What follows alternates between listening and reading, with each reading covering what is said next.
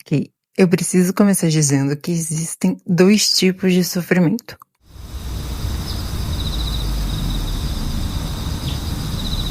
Um sofrimento que vem de ataques espirituais malignos e outro tipo de sofrimento que, no caso, é conduzido e originado por Deus para o nosso aperfeiçoamento e para a nossa santificação. E enquanto Deus ainda pode usar o primeiro tipo de sofrimento, o que provém de ataques, para o nosso benefício, o que significa que esse tipo também é capaz de funcionar a favor do nosso aperfeiçoamento e da nossa santificação. O que eu vou me referir aqui é o segundo tipo. Porque enquanto no primeiro caso existem armas espirituais que você pode usar para o combater, e na maioria das vezes é exatamente para isso que Deus o permite, para que a gente aprenda a se posicionar no mundo espiritual, só é possível passar pelo segundo tipo de sofrimento com sabedoria e rendição. Não dá pra gente lutar contra a mão de Deus. Ok. A primeira coisa que me ajuda muito, que me ajuda consideravelmente a passar pelos processos de Deus, é me lembrar de que sofrimento não é ruim.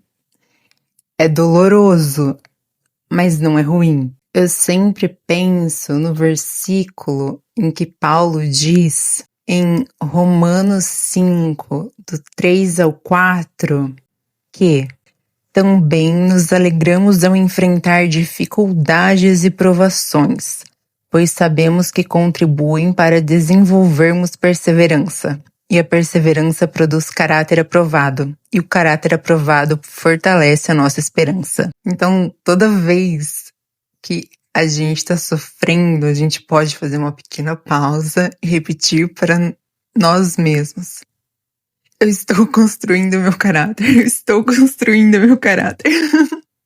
De qualquer forma, piadas à parte, algo que eu já percebi é que a maior parte do nosso sofrimento não vem da dor de sofrer em si, mas da dor de não querer estar sofrendo. Ela vem do conflito interno que acontece, que existe quando estamos passando por algo que não queríamos passar.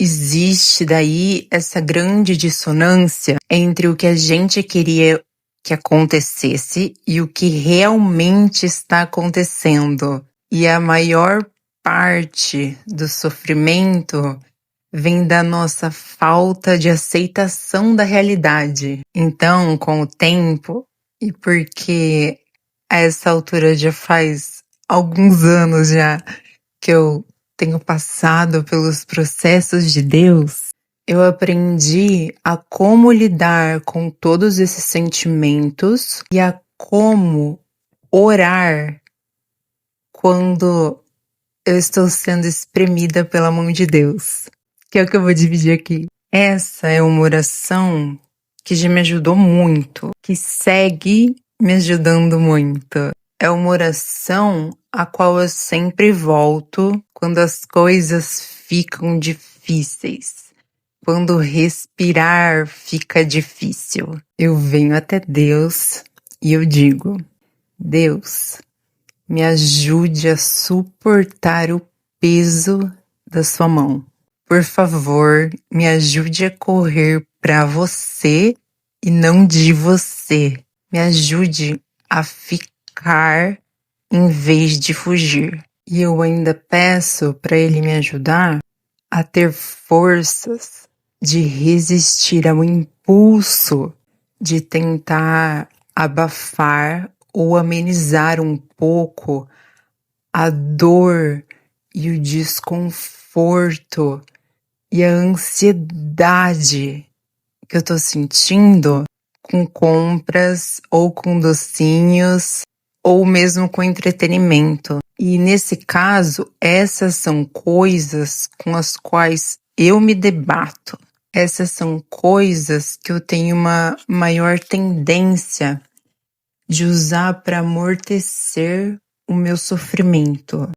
Só que apenas você sabe quais são as suas. Para o que você corre, o que você tenta usar quando sofre. Então, você pode substituir os exemplos que eu dei por coisas que mais se apliquem à sua vida, à sua rotina, à sua personalidade. Eu venho até Deus e eu peço, então, por força e por resiliência para eu passar pelo processo. Porque a questão é que a gente vai sofrer se submetendo a Deus ou não, escolhendo passar pelo processo ou fugir dele. Eu uso aspas aqui porque não dá para de fato a gente fugir. O que existe é a ilusão de que estamos fugindo. A diferença é que entre ficar e fugir, entre passar pelo processo de forma intencional e de forma em que você consegue encontrar dentro de você a aceitação mesmo de que aquilo está acontecendo, que você entra em concordância com Deus, com o que Ele está fazendo em sua vida, é que quando a gente fica e passa por isso, a gente sofre, mas a gente sofre tendo certeza da vitória, tendo certeza que isso vai passar, vai acabar e no final, não só isso vai acabar, mas nós teremos nos tornado pessoas diferentes, pessoas melhores. Enquanto na outra opção, a gente sofre, a gente se debate e no fim a gente ainda perde. E a gente pode cair na ilusão de que tem como fugir, de que esse é um caminho possível e mais amistoso, porque a dor nele não é tão intensa, não é tão aguda, ela é um pouco mais amortecida. Só que esse é um caminho sem fim, ele é longo e ele não leva a gente à vida. Ele não traz nenhum tipo de felicidade genuína. Achar que a gente sofreria menos ao escolher não nos submetermos a Deus é um engano. Não existe caminho que não haja dor. Só que com Deus, a dor tem propósito. E isso é algo que a gente pode confiar.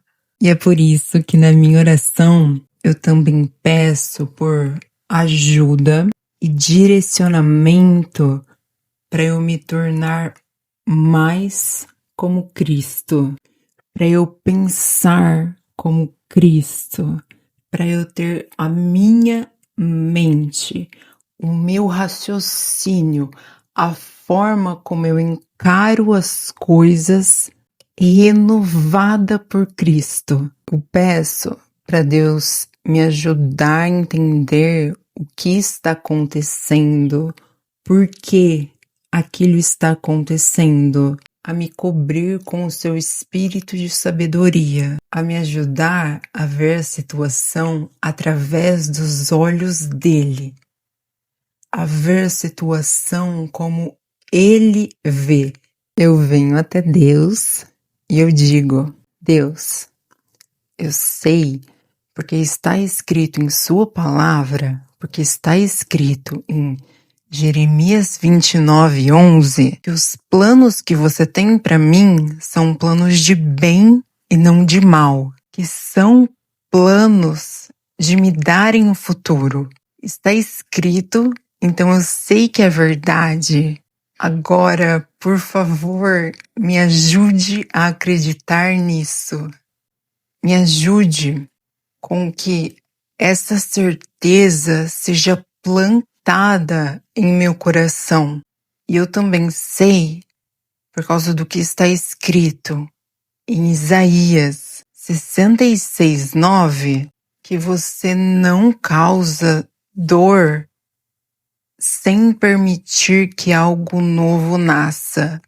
Então me ajude a me apegar nisso.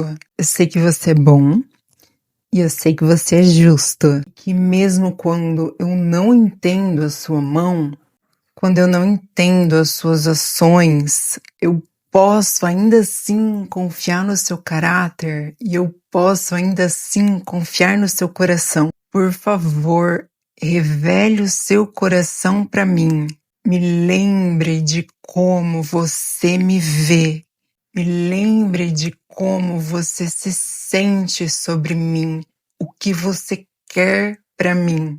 Eu peço que os meus ouvidos estejam atentos ao que ele me diz e que os meus olhos nunca percam nada do que ele me mostra. Se ele quer que eu tome alguma ação específica, então que eu consiga entender qual ela é e que eu tenha força e a convicção mesmo para conseguir tomá-la.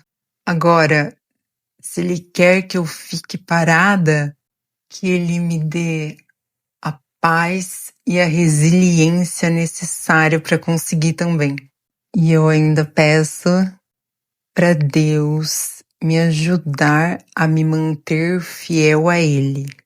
Eu peço ajuda para eu conseguir administrar bem os meus sentimentos e o meu sofrimento. A verdade é que a gente é testado no sofrimento e na alegria. A gente é testado na escassez e na abundância. Tem gente que diz que é muito fácil você amar a Deus quando tudo está indo bem e sua vida está em teoria em ordem e você não está passando por nenhum grande conflito e nenhuma grande dificuldade. Que o verdadeiro teste vem quando as coisas desandam e começam a ficar difíceis.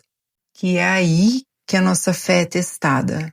Mas, por outro lado, também tem gente que diz que é muito fácil amar a Deus em meio às dificuldades, quando a gente precisa dele para tudo. E que o verdadeiro teste acontece quando você entra em uma boa fase e você está em uma boa posição e você não precisa, muitas aspas aqui no caso, mas dele. Porque é nesse período que as pessoas tendem a abandoná-lo e a se esquecerem de Deus. E eu acredito que isso muda de pessoa para pessoa, que para um vai ser mais difícil e para outro vai ser mais difícil outro. Mas é incontestável que nós somos testados em ambos. Algo que também me ajuda muito nesses períodos é ficar diante dos pés de Deus. É fazer aquelas orações que a gente ora de joelhos, com a cara no chão e termina toda ramelenta. Ou mesmo cantar louvores de joelhos no chão, dando uma choradinha. Eu sei que de forma lógica e terrena parece contraditório correr para Deus quando, em teoria, é a mão dele nos fazendo passar por essas coisas, nos refinando, e que por dentro da gente, às vezes a gente sente um pouco de resistência quanto a isso.